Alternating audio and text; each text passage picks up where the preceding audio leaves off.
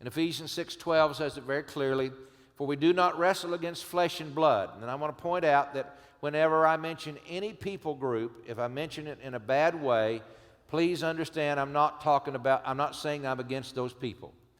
If I mention Mormons, Muslims, Masons, I'm not against the people. God's not against the people. I'm against the principalities and powers that lead them in the wrong way. So always remember that. So our fight's not against people. That's kind of hard to remember sometimes when people are giving you a hard time. But it's against principalities, against powers, against the rulers of the darkness of this age, against spiritual hosts of wickedness in the heavenly places. So the real fight is in the unseen realm, isn't it? Now, unfortunately, a lot of Christians just stop with, for we do not wrestle. See, God called us all to be warriors and not wimps, didn't He? All of us are called to this, not just a select few.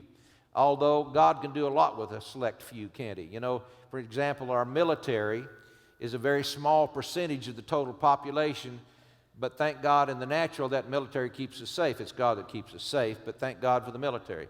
And in the military, there's a small subset called Special Ops or Navy SEALs, that kind of thing, that are special training. And they're in jobs that are much more hazardous even than the military as a whole, and thank God for them. You don't win a war with just Special Ops or Navy SEALs, but you don't win a war without them either.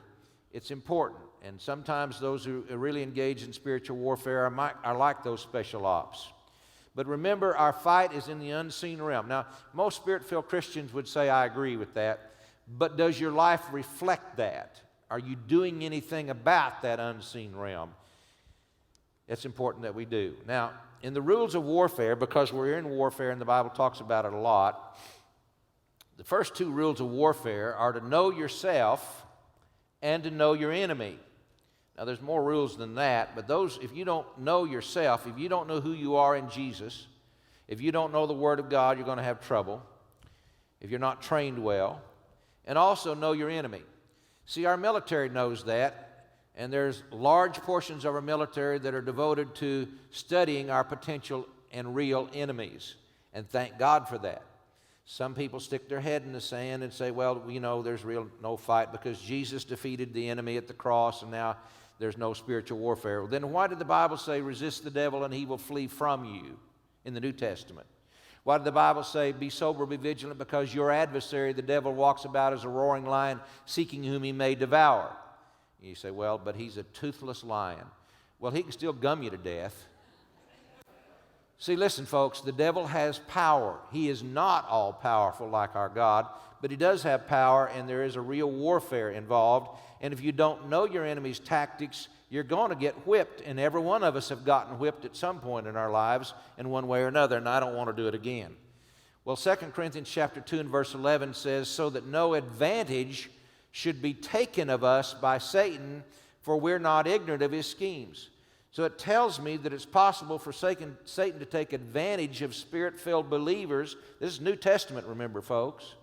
It's possible for him to take advantage of believers, and if we don't want to be take advantage of, then we better not be ignorant of his schemes or his tactics or his plans or the way he does things. You remember, he's been at it for a long, long, long time. He knows what works on us, and we better know his schemes, and we can know his schemes.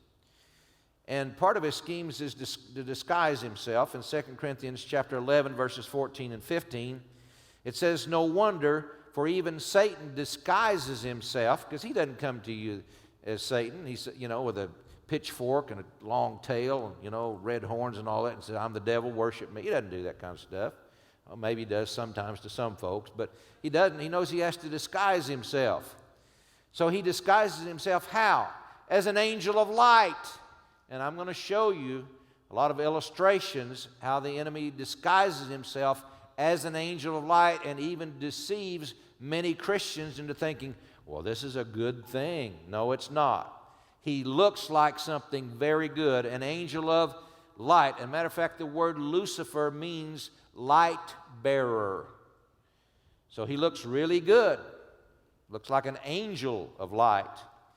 And verse 15 says, therefore it is not surprising if his servants, because he does have servants, also disguise themselves as servants of righteousness, whose end will be according to their deeds. The enemy's servants disguise themselves as servants of righteousness. Well, they look really good. How are you going to know? Well, by their fruit you will know them, for one thing, and the Spirit of God will teach you. So you better know your enemy.